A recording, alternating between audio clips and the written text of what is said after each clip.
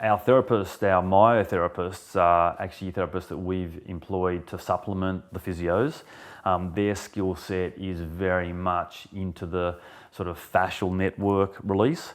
So these guys are massage therapists that have specialised further as remedial therapists, continued their training, and then become qualified myotherapists. Wow. That they've developed all these deep tissue techniques where they can do sort of acupuncture, dry needling. They can use cupping to sort of, to pull the fascia.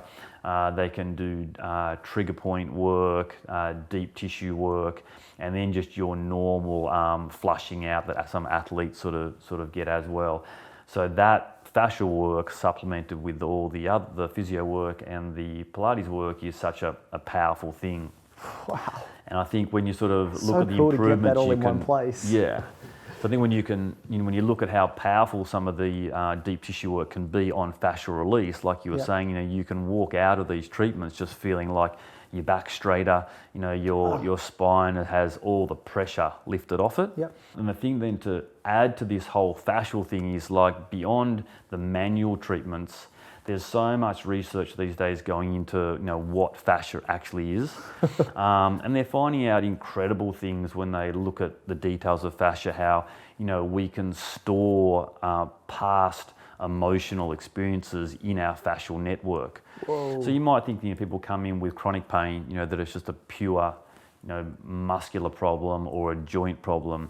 But a lot of the fascial research these days is showing that within this fascial network, we can harbour, emotions or even things like some past traumas where in this fascial network, there are blockages or stored energetic channels that are holding tension. So you imagine this whole matrix that goes from your head over your body and you're covered like a Spider-Man suit.